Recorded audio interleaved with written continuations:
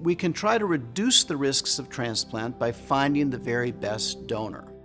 The better the match, the less likely you are to have something called graft versus host disease. Graft versus host disease can be life-threatening. It's where the donor's cells recognize the patient's tissues as foreign and they attack them. So having a full match makes it less likely that those donor cells will look around and say, hey, this isn't home. The best donor source for a patient that needs an allogeneic transplant is going to be if one of the patient's siblings is a match.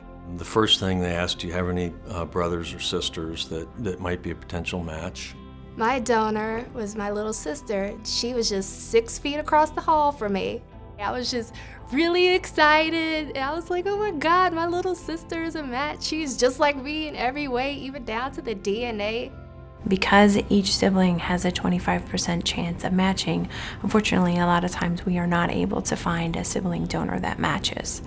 And sometimes we get patients that are a little older and their siblings might be elderly or unwell. Sometimes they just don't want to. My brother was not a match, so what I was going to need was a donor. We go to what's called the registry, and we search through the volunteers that have agreed to be donors for patients that don't have a family match, and we hopefully can find a match through that process. It's a simple DNA type test, cheek swab to get a sample that can be compared to the potential donor samples that are on file in the registry. When we HLA type someone, what we get is a code. It's a numerical code, and we would enter that code into a database, and what will pop up is a list of all the people that could potentially match our patient. My doctor's office has a coordinator who works with the organization, and they immediately started a search for me.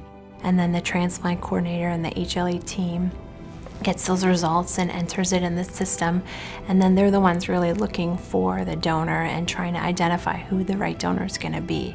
We also get a lot of information about age and gender and blood type, and so we will use these pieces of information to choose the person that we would think would be the best donor. And if they are, then they would come in, they have a basic medical questionnaire also completed, and then they would have their blood drawn. The blood is sent to us, and then we would test it to see if they are, in fact, going to be a match for our patient.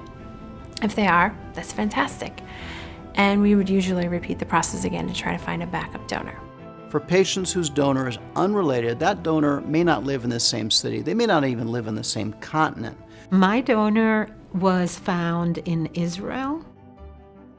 For the patient, there is costs associated with finding the donor and getting the typing done, getting the testing done, and getting the product both collected and transported to the patient. I think it was on the order of several weeks before I got any feedback as to what the situation was. The patient's role in the search is actually pretty small because the medical team is really doing the majority of the work there, and most of it's done behind the scenes. And so by the time I ever needed the transplant, she had already done all the work. I already had a donor, and it was like, okay, let's do it.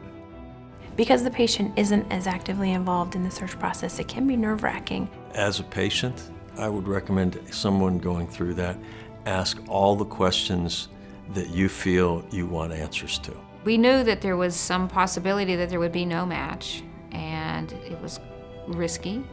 Sometimes a patient has a unique or a different HLA code, and there's no single donor that matches perfectly.